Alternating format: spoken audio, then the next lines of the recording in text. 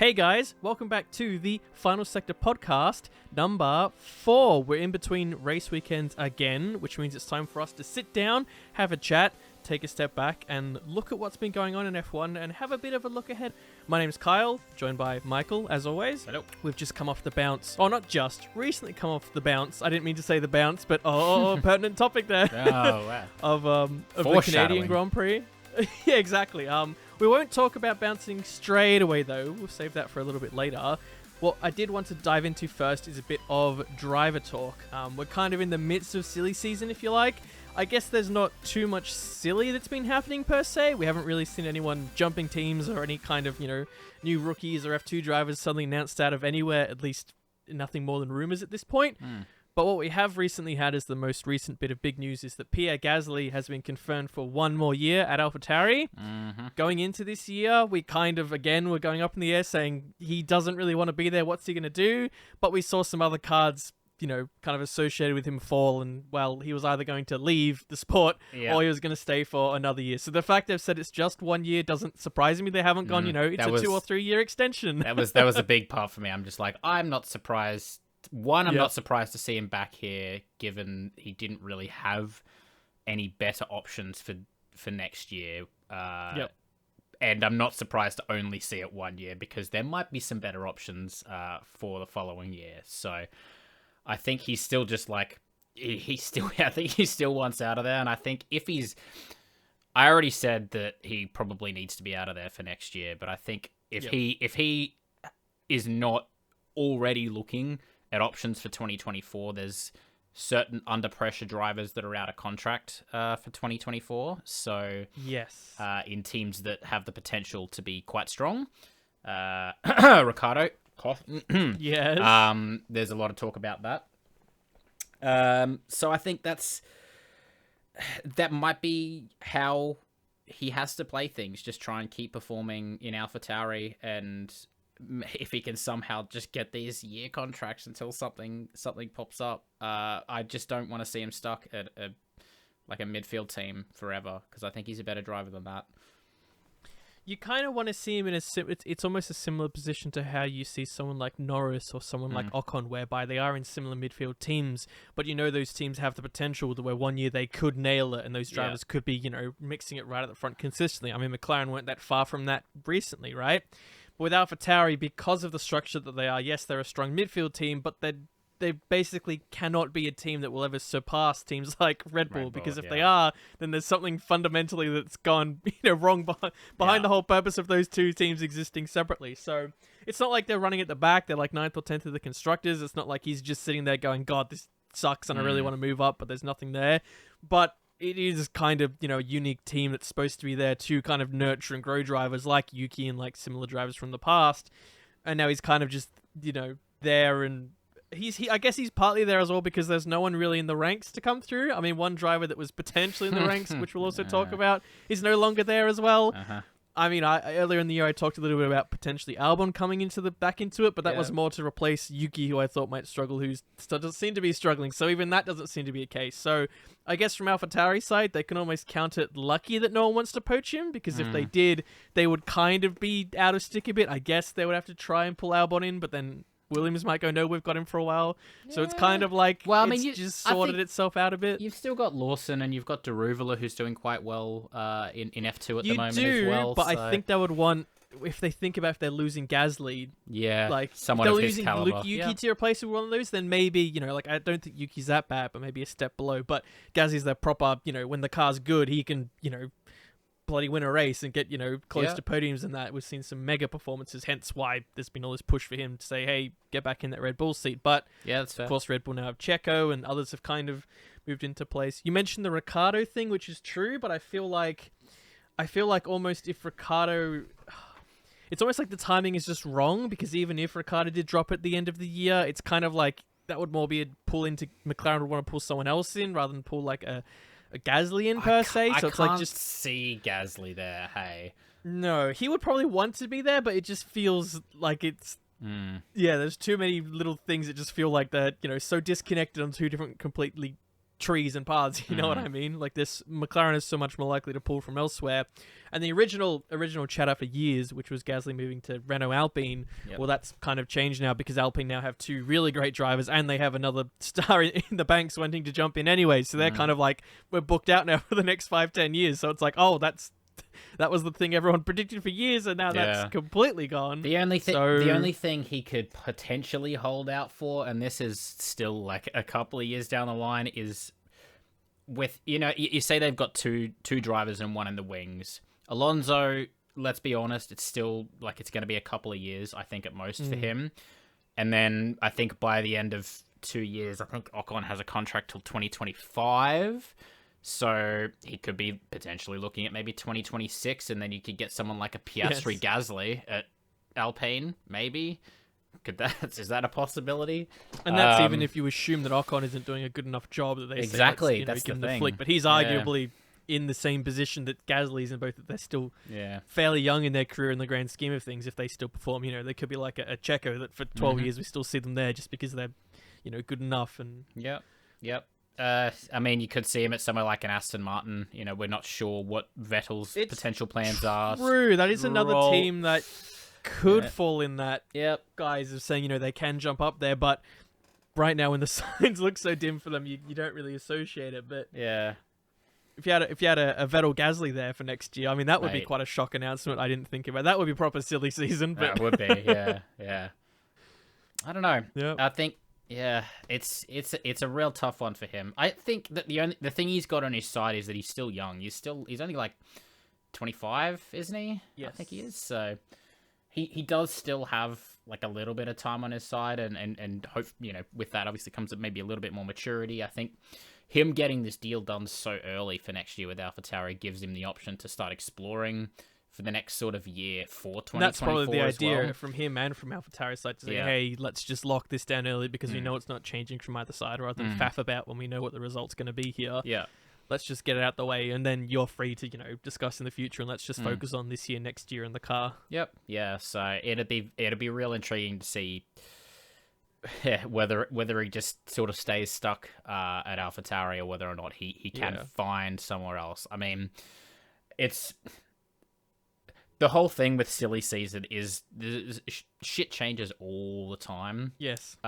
So like we could be thinking about this like, oh, we can't see anything for 2024 or 2025, and then we'll get to like mid 2023 and we'll be looking back at what we said now, and it's like, oh, why were we thinking that? It's fucking completely different. These drivers are struggling. These drivers are gone, and these new people have come in, and there's a new team. These 2 that's Titans crazy. Have retired. And, oh my gosh. Like who knows what could happen with the way Formula One is at the moment, and I think that's something we've got to keep in mind as well, as sort of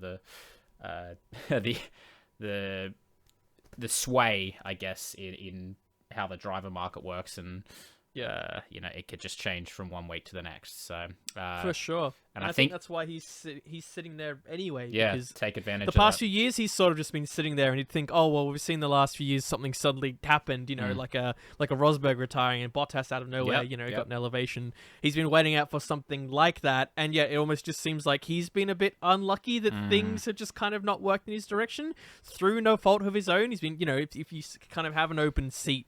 You say, hey, we just need someone competent that wants out. Gasly's probably your biggest pick right now. I mean, there'd be like even if someone like Ricciardo was, your next pick to jump in there, you'd still probably pick a Gasly over a Ricciardo right now. So he's kind Gasly's of like got years on his side quote, as well, and I exactly. think in terms of confidence, and I think he's probably higher on the confidence ladder, and that's something you probably want going into a new car. Yep. So yeah. Anyway. Yep. So we'll touch loosely on some other drivers. Guys we've talked on briefly from previous races that need to lift their game a bit. I guess we're starting Mick Schumacher.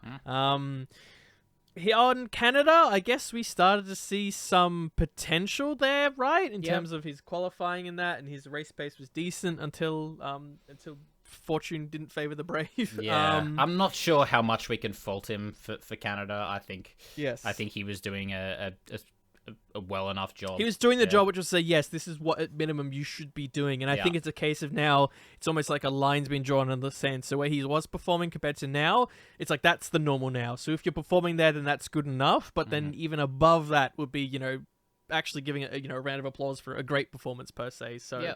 be a case of saying if he starts to fall back, it's almost like, okay, like this is now, your contract's out the window, buddy. We're starting to talk to others here. Yeah. I think he's definitely on the edge, and I think he needs more performances like Canada, and hopefully he can have some better reliability. Like I think I said in the Canada preview, he definitely needs to just bank those first points. He needs to show that he can, have confidence in himself in the car to bring it home for a good position in the race. Yes. And I think once he does that, he'll probably be okay. But yeah, he needs to show something this year to show he's worth keeping. Otherwise, I think it's pretty clear from Gunther Steiner's statements that it looks like they would consider looking elsewhere for someone. I know there's a lot of talk about how Ferrari control the second seat in Haas, which could keep Mick there maybe a little longer than Haas might want if he's not performing. I think it just gives him a bit more. It's not like a case where we have another driver sitting there that we know is banging on the door, and it's like you've got to perform or he's in there, right? It's like at Alpine we have a driver banging on the door, but both drivers are doing so good they're like, no, we can't get rid of them, Well, at Haas they don't have someone banging on the door, luckily, which gives them a little more lean to say, okay, we don't need you to be smashing out of the park or even meeting Kev, but we need you doing good enough here that you're a supporting act, good enough, better than other, I guess, supporting acts are per se. Like if he can show, well, we've got the Ricardo and the Stroll chat going on, the Latifi chat. It's like, just, don't be in the same pool with those guys and then you're fine. Yep. But at the moment, he does seem to be in that same pool, more which is often part of than the not, issue. Yeah, that's it. Actually, speaking of Latifi, I guess we could move on to that one, hey? Yes, we can move on to Latifi. So rumors continue. It seems that the words coming from Latifi seems to be less like, oh no, I don't know anything about the rumors and that going on. To more, hey, if anything's changing, I've been guaranteed I'm going to see this year out. Which seems to more be that he knows he's on his way out. Yeah. But he's kind of just reminding everyone to say, by the way, I know I'm not going to be thrown out here. He's got some money behind him and all that, and probably clause. And to be fair, I think the team are still quite close with him, even with his performances being a little dire. So I think out of respect and all that, it seems like they're gonna not just throw him out middle of this year, which doesn't bode well for my prediction, mind you. So I might like to see a bit of a silly season mix up there. Yes. But again, the tone seems to have changed from we're still not sure, it's just rumors, to he's basically seeing out this year and then he's gonzo. Yep. So, in the wings, it seems like that Alpine have cracked a bit of a deal with Williams to line up Piastri to go in that seat. They've basically, again, I don't know if it's official, unofficial, have said that if he's not in our car next year, he's going to be on the grid somewhere, right? Pretty sure they've said is a almost guarantee he'll be on the grid for next year. So yes, and I think that's a case of saying if they can't get him his seat, then I wouldn't be surprised if he said, well, then see ya, because I'm going to go then contract with someone else, because surely I can find a door in at McLaren or something like that, right? So I think they're kind of just like, no, we recognize even if it's not with us, we need to lease him out somewhere to be able to keep him for the future as they want to. So that seems pretty good and done. I mean, you occasionally hear them say, "Oh, at this Grand Prix, there'll be news all that Grand Prix," but you hear that everywhere anyway. It's just rumor speak, I think. Yeah. I think. I know they said they were going to confirm it by the British Grand Prix, which is obviously the one coming up. So I imagine. I imagine they'll probably confirm. Well, whether confirm means internally confirm, but they've already done it. It's but that's a good point. Yeah. At this point, I guess they can just announce it when they want, and maybe partially everyone knows it's happening, and out of respect for Latifi, they're just like, we're still going to see out this year. Then I know there was still guaranteed for next year. There was a lot of rumors going around when I think Piastri was talking about how he made like a cryptic tweet regarding how basically he was going to be in an F1 car at Silverstone, and this was like I don't know if you saw that one, but it was about a week and a half ago. And everyone's like, "Oh my god, he's gonna be in the Williams, the British Grand Prix." Oh, it's happening. Was a ruse. And he was just doing a test in an old Alpine car. So it's like, okay, so I think the rumors that he's gonna be in a car mid-season will will hopefully peter out. I agree. But I think if Williams were in a much more competitive position with someone like Albon constantly scoring 9th, 10th places, I would argue they'd be more likely to do it because they really need a supporting act to potentially get them, one higher place in the constructors, which could be massive. But because they're not, I think, again, similar to the Mick thing, it kind of gives them a little onus on Latifi to say, look, it's not really going to change it if we get 1 or 2 extra points here, just play it out for now. And he does good enough on development of the car. Exactly, development I think is going to be a big thing because he's been there for a couple of years now. I think he's got the most experience of everyone there. Yeah, so it's good to have someone like that to help develop a car when it is so uncompetitive at the moment as well. So I think that's probably a wise move from Williams. To keep him till the end of the year just for that reason alone. So, but like I said. We'll hear something hopefully soon. British Grand Prix, like I said, they looking to confirm it. Like you say, whether it's internal or external.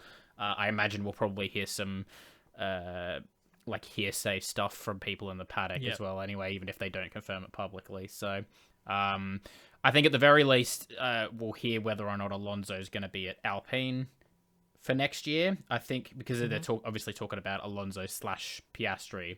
They're talking about both their futures come. Or making a decision by the British Grand Prix on both their futures. So I think we'll probably hear a confirmation that Alonso will be staying at Alpine for 2023.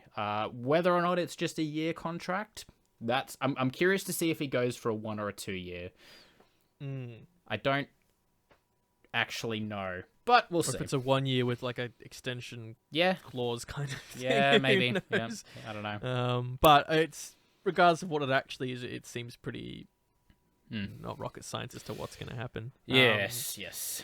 I guess a little more mysterious again is this whole Ricciardo thing. We've been talking about it, understandably, after each kind of races we've broken it down because going into the weekend, everyone's kind of saying, "Hey, you're going to start showing what you're made of here," and he goes, "Yeah, I guess, yeah." And then we get to the end, and we go, "No, that was a bit poor, wasn't it?" Yeah. So. Again, I don't see them necessarily tossing him out, but I think just because of the fact no one really expected it, it's, again, I think we explored it in our last podcast chat, but there's kind of a few different options McLaren could go if they choose to kind of cut him off early, even though he's signed for next year. I still don't really know who they necessarily would go with. I don't see an obvious option, eh? It was interesting because wasn't it Daruva that it actually is going to drive He their already car? has, he did a test in McLaren, which I thought was odd that he went McLaren. Okay. They did a test, and I don't know if they said that he's also going to be the driver to drive for their pre-practice driver as well. It could be, yeah. Which would be a little strange because A, he's in Red Bull, B, he's fine, but he's been in F2 forever, so he's obviously missed his mark there, and yet McLaren are getting him to test when... We talked about all the other drivers in McLaren's wing, or maybe just it doesn't match up because they're all in other series they need to be at. I think it just more adds to say I have no idea what's going to happen other than I don't think Ricciardo's going to be there come next year. Yeah, okay. But it's like you can put 10 names down. It's like a 10% chance for each of them. I don't know. Yeah, I don't know, honestly. I think it's probably it's too early to call the Ricciardo thing. I think we've still got a long season to go. I think they've got time on their side. You feel like they don't have to decide this early, In saying that, I do think they're probably already having some real early discussions with other drivers. Oh, they would be. Oh, for sure. Yeah, yep. 100%. They would certainly be doing a lot behind the scenes, and they have, I guess, to their benefit that they know that Ricciardo's not really on the edge at this point, unless they see him suddenly smash it out. They kind of can say at this point, and they're probably saying to him publicly, by the way, just so you know, we are looking at other options in case this doesn't improve. I feel like they'd be transparent with that, which is fine. Yeah. So, whether that means that Ricciardo's fully out of a drive, I don't That's know what I was going to think. Is there nowhere else? Where does he go? And what teams would be looking for him? Andretti Audi. Yeah, I mean, the thing is, yes, he's experienced. Yes, there was a stage in his F1 career that he was very, very, very quick. But as of late, he's been not fantastic. It's just a strange drop off? Yeah. He even switched. It's not like he came from Red Bull to here, and you went, "Oh, he must have just been at home in the Red Bull family." He did well in the Renault. Renault, and he kicked out some bloody great results in Renault, which is why McLaren said, "We want you to pair for our future," and everyone went, "Great." and then it just hasn't. Yep. It's Yeah. fizzled. So, like, is there a team that's going to even want someone of his age who obviously looks like he's maybe on the decline in terms of performance? When everyone seems to want to be getting, some guys into secure, not just for 1 or 2 years, next 2 years minimum, but more at this stage, so. Yep. So, I think Ricciardo, for his Formula One future's sake, I think he needs to show something this year to be at least stay at McLaren for 2023. Hopefully have a really good 2023 to either extend his McLaren contract or give him options to go somewhere else. Like, I think this year is make or break for his career. And I think he probably knows that as well. Oh yes, he definitely knows it. Yeah. So we'll just have to see. Yeah. We'll know what happens there. I guess the last bit of driver news I had, we won't really go into it in too much detail, but I think we mentioned earlier, talking about the Red Bull Junior program. Yuri Vips is the next kind of big driver to come through after Tsunoda and Gasly. Yeah. Was basically on a live stream online, decided for whatever reason to utter a racial slur, and the second he did that, of course, his career is absolutely gone away down the toilet.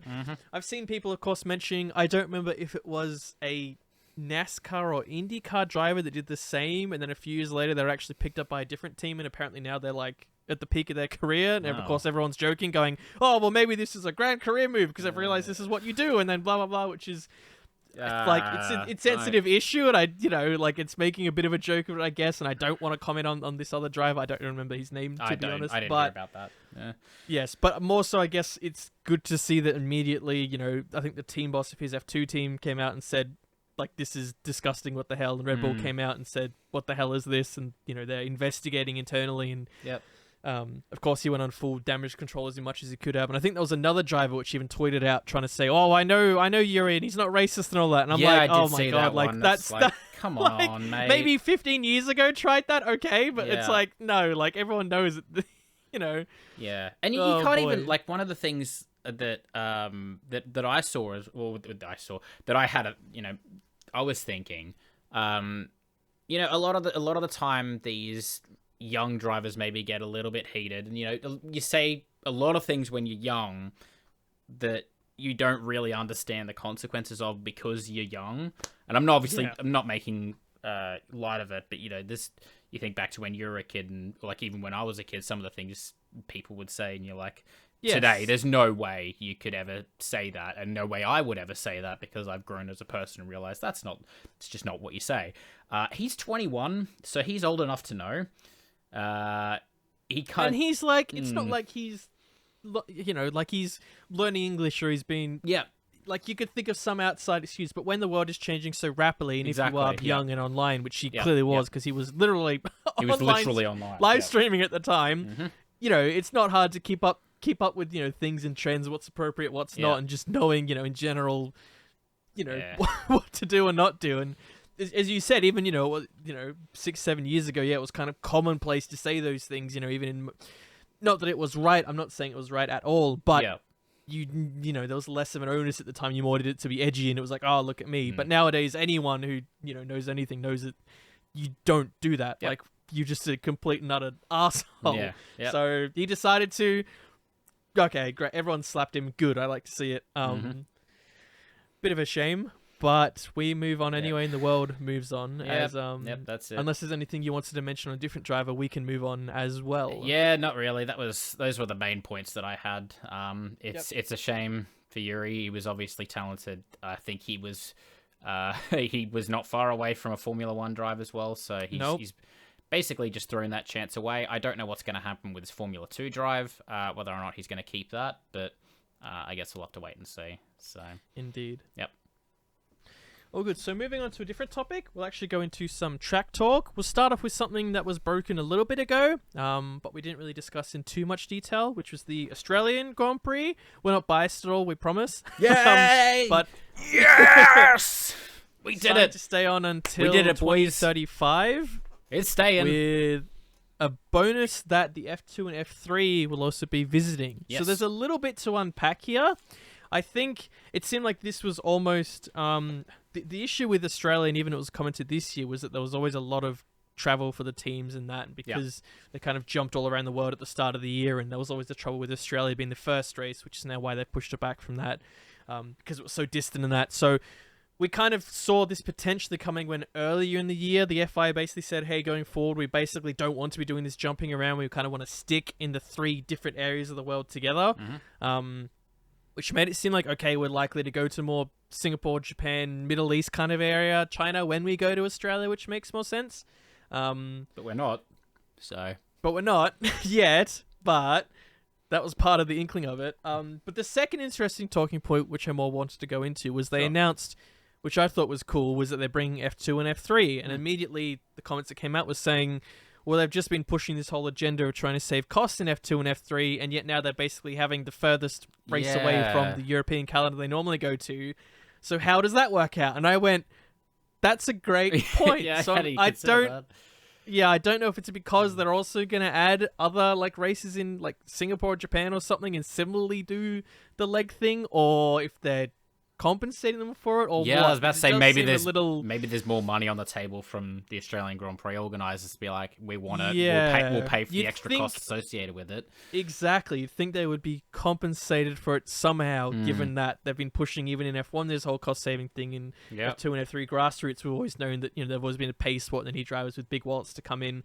It's been less of a thing in F2 recently, but in F3 you still see a lot of it. And then this, as I say, I think we're biased in that I'd love to see F2 and F3 in real life, but then I'm also curious when they can push so much of an agenda, and even an agenda on, to be fair, on climate, and they say they're trying to, address climate control issues and that, and to be fair, one of the biggest pollutants is shipping stuff all over the world, which is another reason they're saying they want to keep these kind of, what do they call them, geolocation similar events together, so there's less flying freight around and everything, but then they're doing that more here. In Australia also, it has a lot of strong local content, so it's not like some races where they have like one support series and that's it. There's always a ton going on here because we in Australia have so much other motorsport too. So it's interesting. I don't know if I had much of an opinion on it all, other than I haven't necessarily seen them come out and say, oh, we've heard your concerns, yes, we know this is how we're addressing it. What do you think? Anything notable? I've got no idea. The only other thing I saw that you didn't mention is the fact that it does have the extension until 2035, but apparently the caveat is that the event will be the opening race of the season for at least 5 of the next 13 years. Got it, okay. So it will actually be the opening event for at least 5 years of this contract, which... Again, it's the same issue though, isn't it? Like they're still going to go from unless they're going to, exactly. Unless it depends how much they want to change it out. And I mean, that's what's been. To be fair, that's why it seems like the Monaco contract is stalled, because they're almost saying to them, by the way, if we sign this, we want you to agree that we're not going to host you in your normal time, because you're going to be going later in the year when we go to other places in Europe, and it seems like they're not happy with that. They want their early slot. So it does seem like that. As much as they're saying they want this geo thing to go ahead, and it might not be that, well, if that's holding up that contract, obviously it's serious enough, So the only other that's why I think this might be premonitions for that. Sure. The only other thing I can think of is, like, China used to be really early in the season. I wonder if maybe they're looking at trying to bring that back. That makes it a little bit easier in terms, Australia and China. Because it was like Australia, close, Bahrain, China, which were fairly close together. Yeah. Bahrain's not too far. It's more a crossover, But and when you consider Singapore and Japan are normally at the end, that's when it seems a bit weird, considering they're the closest geographically to each other. So that's it. So. I guess we'll see. Still some interesting points. Tracks that aren't looking so good. It seems that the Belgian Grand Prix doesn't look that great going forward. Ironic, considering most of the chat in Australia was that they spent tons redoing the track and they're still looking to change things up if the racing's bad. Spa, literally as of recent accidents and all that, completely redid the runoff at Eau Rouge and Rayon for safety concerns, considering we've seen some nasty accidents, very, unfortunate nasty accidents in recent times. So they spent a lot to completely dig it all out, dig out massive area of the hill that was causing the issue to redo it all. To their credit, I guess, they have so much racing there. It's not like they need F1 because that's all they've got, but it is such a classic and it's iconic race. Anyway, the fact they've done a lot of this work, and it seems very unlikely. I think the notes that I saw was it was either it was either going to be a rotating race, or there was some words they might have a quote-unquote non-championship race with rookies. I don't know what that means, but apparently that's been mentioned. I don't know if the teams will run, like, I don't know, the F1 cars with rookies. I have no idea, but that was mentioned in the conversation. I'd like to see that, actually. That'd be pretty cool, but... Yes. But also, why? What? That's sort of... That's just out of nowhere.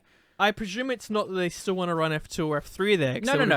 They would have just said, let's run just F2, run an F2 or F3 race. Yeah, but they specifically said from when I saw non-championship race with rookies, and I was like, huh. So again, it seems like it's so classic that they want something to go there, but I mean, the rotating schedule, I think in general seems likely anyway. Yeah. The American races are likely to rotate. I think some of the extra flyaways are likely to rotate. Yep. With, potentially going to South Africa. To South Africa and all that too. It seems a lot more likely.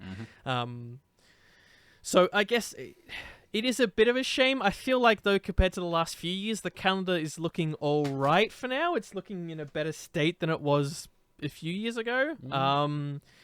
I guess it depends on what they're looking to add as well. If But to know that this year might be the last year is kind of like, oh, if we knew we had 2 or 3 more years, then it could be okay. But this could be the last one. It's a bit like, oh dear. yeah, it is a shame. I really like Spa.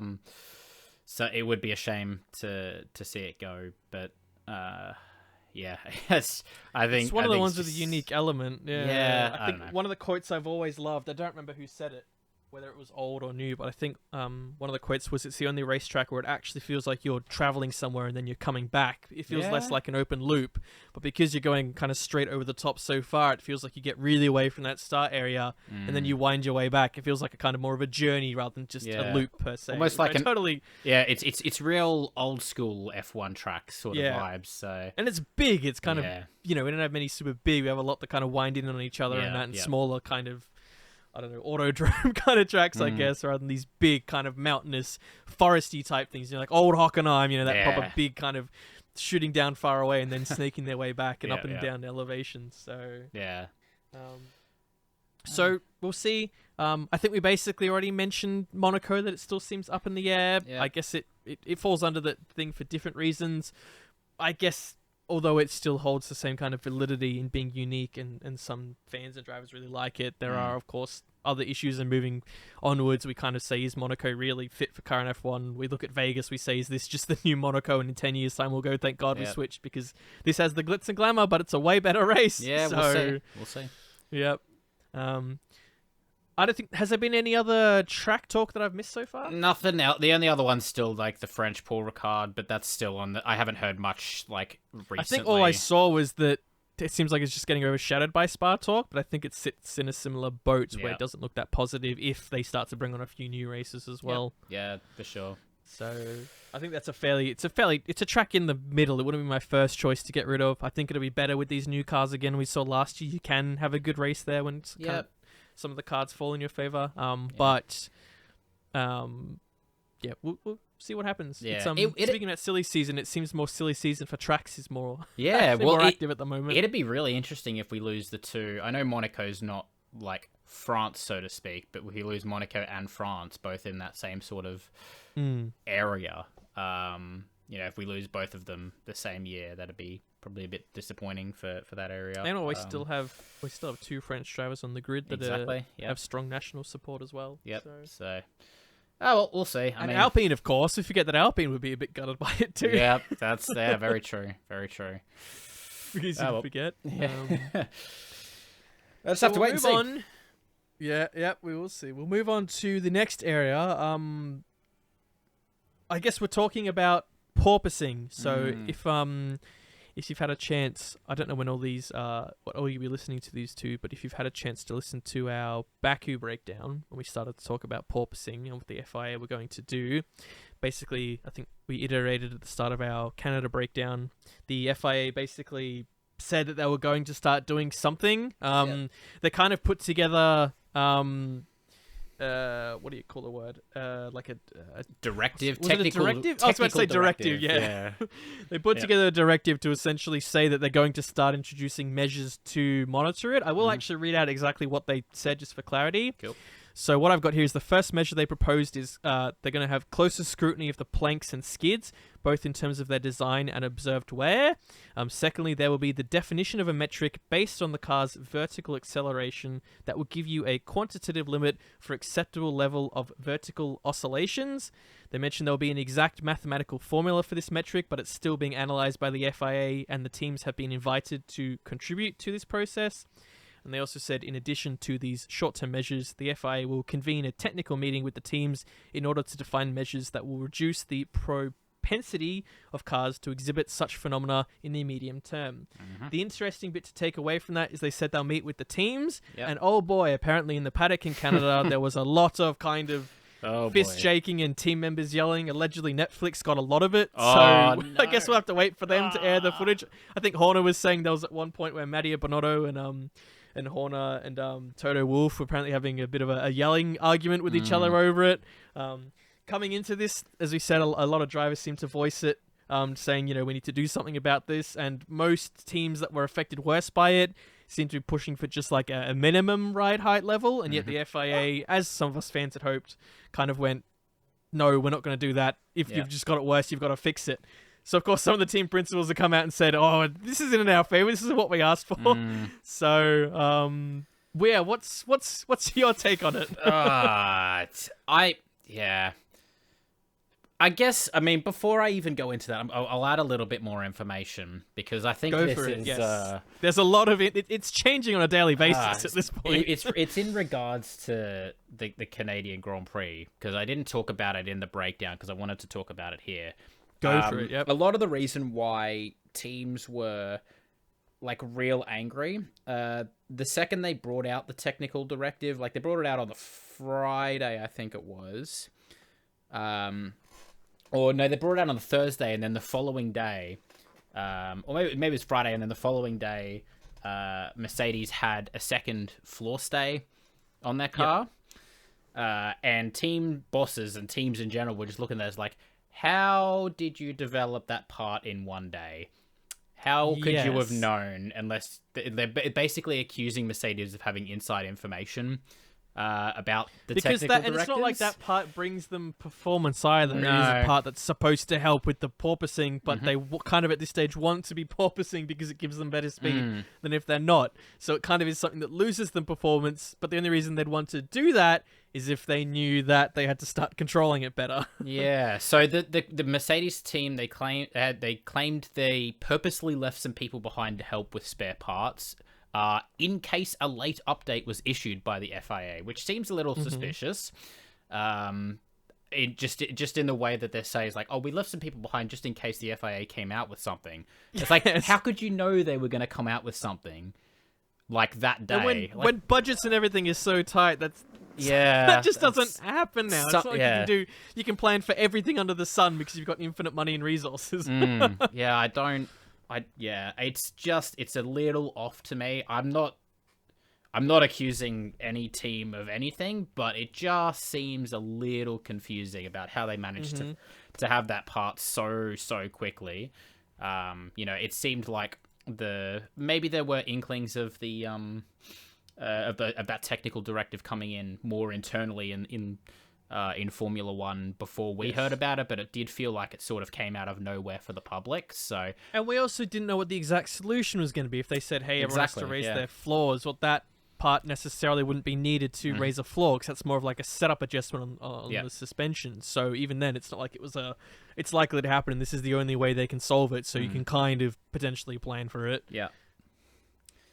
Yeah. So well, I mean, that's I just wanted to add that part because it just seemed like it just added to the chaos of the whole thing. They went back on. They basically told Mercedes, like, after everyone had kicked up a stink about it, they're like, had to take it off and they weren't allowed to use it. So, whether or not their directive has anything to do with being able to use that does help Mercedes be able to run their car lower and stop some of the bouncing though. So that is, it's a very much, that would help Mercedes probably, and not many other teams, because Ferrari, while they do have a lot of the porpoising, they can still get a lot of performance, and the drivers for the most part are comfortable with the amount of bouncing that they have. So yes, and even if they had to lift it, it would seem like it would be a little bit rather than it being a lot. Yeah, so and I think a lot of team bosses and teams are coming out and saying that like most of them,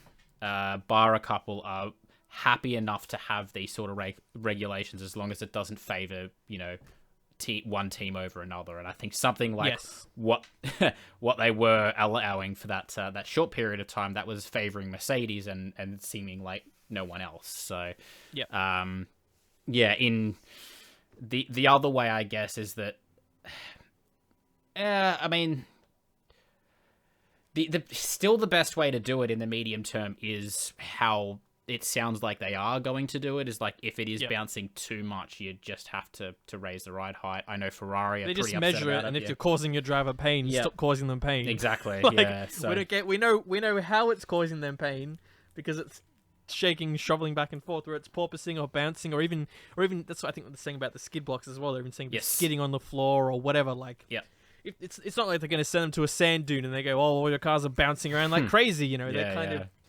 If we went to a track and the surface was so shocking that it was causing damage, well, then that would be different. But, I don't know. Yeah. I think depending on what the measurements end up being, I think that could. Yeah, it's hard to tell whether or not it'll hinder Ferrari. I think that's probably going to be the biggest thing for me, is because they do still have a little bit of bouncing, but they can still get a lot of performance out of it. And I know Ferrari have been pretty vocal about how they're not super happy with it, because they might have to raise their ride height regardless of whether or not both drivers are feeling okay. And they seem to have it under control. They might still have to raise it anyway. So we'll have to see what the FIA actually come out with in terms of the medium term. The specifics. It seems like that when they do put a fix together, they want to be really specific about it, but they're also saying we're literally talking with doctors and doing mathematics and whatever to actually get a concrete thing that we can back up to say, this is the number, this is how you calculate it, this is how we measure it. No, there's not a workaround to how we measure it, and you've got to stick to it otherwise. And if you have any problems, raise them now in this group forum, just in case we've missed something here. So to their credit, they're going the right way about it. I think everyone said that they didn't expect them to act so fast, especially, so we even said after our Baku breakdown, we were kind of like, oh, there's so many things they could do, we just don't know. Oh, 2 days later, they've figured it out. It's like, oh, okay. So some credit to the new FIA. And as we say, it's apparently caused some drama. Apparently Helmut Marko has been chuckling his way because he realizes that Mercedes are the main pusher for this, and he's saying it's completely backfired in their face. So he's having a good old laugh, as Helmut Marko always does when fortune favors his way.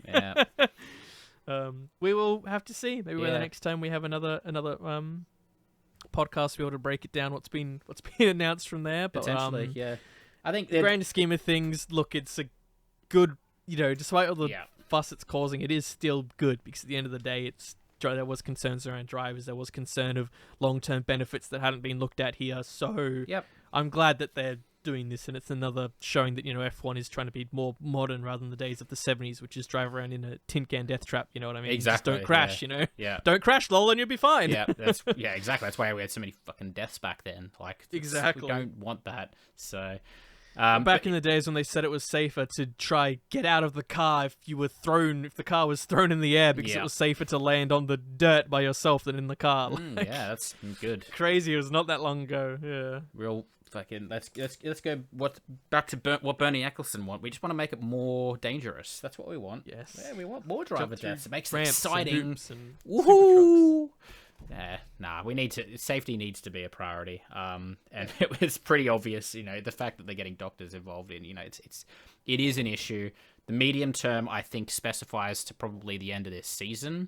And then the long term, I would say they're probably going to revisit potentially some of the suspension rules, suspension and ride height rules, and trying to make it so, at least give teams time to develop over the off season to, if they have to change parts of their suspension on the off season. That is one way they could do it. They could almost write it out next year's rules and almost make it so it's almost impossible to design the car to do that, whether it's through different stiffer suspension or however they do it, right? As you say, do it in enough time is agreed, so teams can make changes ahead of time, kind of like they did at the end of the last year, the previous regulations, where they took out some of the aero at the back to reduce some of the issues there, and that actually turned out to work quite well. And but they still gave them enough notice that most teams could adapt by it. And you're always going to have some teams going to cry wolf through those. You know, we had especially Aston Martin that were crying wolf, which is always going to happen. That's just the nature. You can't always make everyone happy. Yeah. But they can try and make it as fair as possible, and I think they're on the right track to do that at the moment. And they seem to acknowledge it's they can't have murky ground over this. It's got to be solid, whatever they enforce. Yeah, 100% agreed. So that's all I had on that point. I had one minor point I wanted to go into before checking if you had anything. Yeah, sure. I was having a look and I saw that apparently, I don't know if it's been made public, but apparently Audi has been reporting that they've allegedly secured a 25% stake in the Sauber F1 team. I did see that, with a further 50% to come, potentially. Yeah. Yeah, so whether this is still them wanting to partner with Sauber for an engine, or whether it's just to get some research, or I don't think it is. I know. I remember when we first reported on this. They were looking. Audi was always looking at taking a significant stake in the team so that they could sort of run the show. It is still a rumor, but it is. I could see it happening. I know Alfa Romeo Sauber was like one of those teams, even early on, that was touted as having conversations with Audi. McLaren was the one that was being talked about a lot, but so were like Williams and Sauber Alfa Romeo. And I think I think the big tie was the fact that Audi and have used Sauber's garages before, like used their technology before for LMP1 stuff. I think that was the same team. So there was like a pretty strong tie between the two teams, or between Sauber and Audi. So there was potential for something to go on there, but we didn't really hear anything until this rumor, which is very, very recent. But I think it's not a rumor I look at and say, it's anyone could be writing this. It's a rumor I look at and I see it has potential, and it kind of lines up with all the other discussions that have been going on in the past. Yes.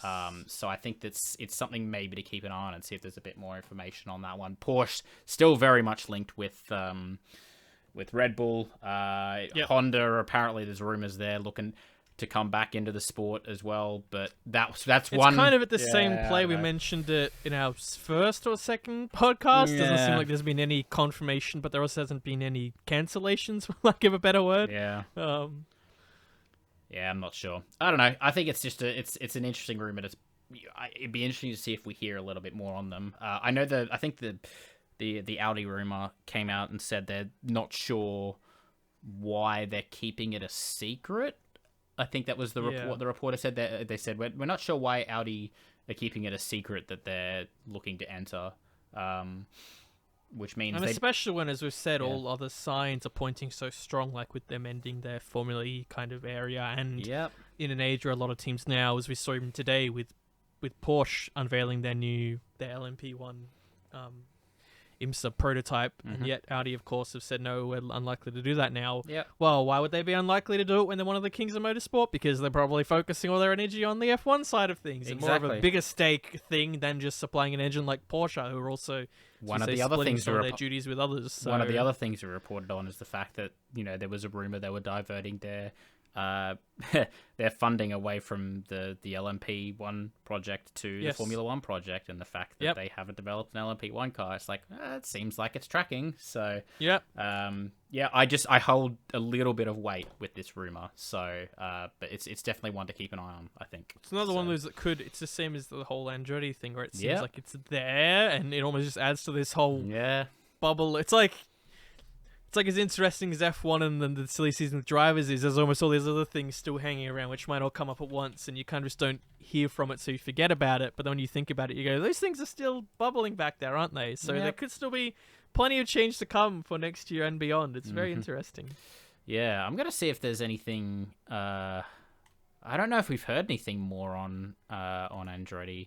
I think it's still just kind of a back and forth where... Domenicali's like, I don't think we need the 11th team, and some team bosses saying, There's probably they just need to be private things happening now. They kind of made the initial sparks and that, and made their intent clear, and now it's a matter of actually. I know. The most recent thing I saw was that Mario Andretti basically was slamming Toto Wolff's comments about their contribution to F1. I know that was a big one. It's like they need to make a significant contribution, and Andretti's just like, okay.